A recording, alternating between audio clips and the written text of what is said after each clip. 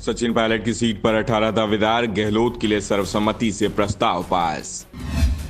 राजस्थान कांग्रेस में एक बार फिर शुरू हुआ सहमात का खेल।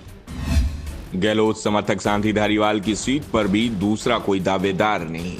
राजस्थान कांग्रेस उम्मीदवारों की पहली सूची पर मंथन कर रही है। कोशिश चल रही है कि 10-12 दिनों में पहली सूची जारी कर दी जाए। सीएम अशोक गहलोत और सचिन पायलट के बीच रस्साकसी चल रही है। दोनों अपने समर्थकों को ज्यादा से ज्यादा टिकट दिलाने की कोशिश कर रहे हैं, तो एक दूसरे का रास्ता रोकने की तैयारी भी की जा रही है।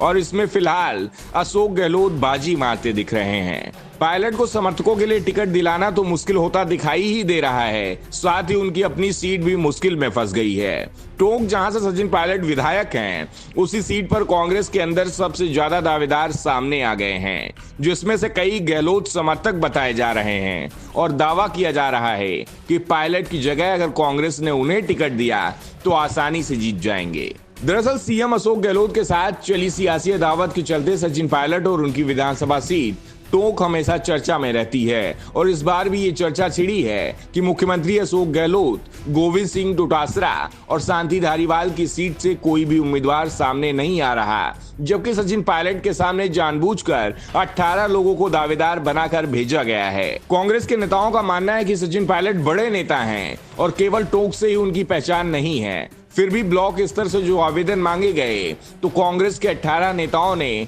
टिकट की दावेदारी जता दी।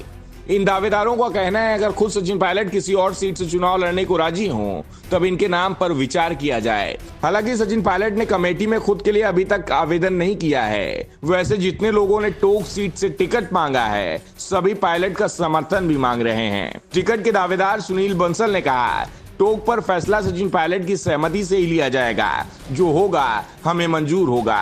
बंसल ने कहा, मैंने पिछली बार टिकट मांगा था और इस बार भी मांग रहा हूं। इस सीट से दावेदारी जताने वाले रामलाल गुर्जर ने कहा, टोंक विधानसभा में 50,000 वोट गुर्जर वोट हैं। अगर पायलट इस सीट से नहीं लड़े तो हमारा दावा बनता है, लेकिन हमें बात भी पता है कि अगर पायलट की दावेदारी होगी तो प्राथमिकता उनको ही मिलेगी। एक और पायलट को रोकने की कोशिश हो रही है, तो 25 सितंबर को पायलट को सीएम बनने से रोकने के सूत्रधार शांति धारीवाल के खिलाफ कोई उम्मीदवार सामने नहीं आया है। पिछले साल जो बगावत हुई थी उसे शांति धारीवाल ने ही लीड किया था। उन्होंने सीधे सीधे कांग्रेस हाईकमान को ही अपने निशाने पर ले लिया था। धारीवाल को पार्टी ने नोटिस भी जारी किया था, उन्होंने इसका जवाब भी दिया, लेकिन अब तक पार्टी ने क्या कार्रवाई की अभी तक सार्वजनिक नहीं की गई। धारीवाल की माने तो नोटिस का जवाब देने के बाद कोई कार्रवाई नहीं की गई, इसका मतलब है कि माफी मिल गई है।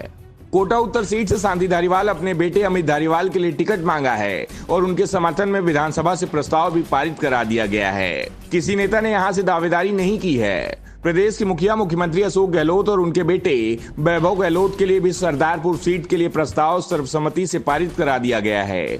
यहां से अशोक गहलोत ही यहां से उम्मीदवार रहेंगे, जबकि सचिन पायलट की तरह अशोक गहलोत ने भी टिकट के लिए आवेदन नहीं किया है। लेकिन अशोक गहलोत की सीट सरदारपुर से किसी भी नेता ने दावेदारी पेश नहीं की है। वैसे सचिन पायलट ही उनके समर्थक विधायक और मंत्रियों के सामने भी कांग्रेस के कई नेताओं ने टिकट की दावेदारी पेश कर दी है। ऐसे में सबसे पहले चिंता पायलट समर्थकों को टिकट को लेकर ही दिख रही है, क्योंकि टिकट वितरण में ही पायलट की नहीं चली तो उनके लिए आगे का रास्ता और भी मुश्किल हो जाएगा, क्योंकि जिस गुट को ज्यादा टिकट मिलेंगे चुनाव के बाद उसके समर्थक ही ज्यादा जीतकर विधानसभा पहुंच सकेंगे। और अगर कांग्रेस की सरकार बनने की स्थिति आती है तो विधायकों का मत ही सब कुछ तय करेगा। इसी के चलते कांग्रेस में टिकट को लेकर खींचतान चल रही है।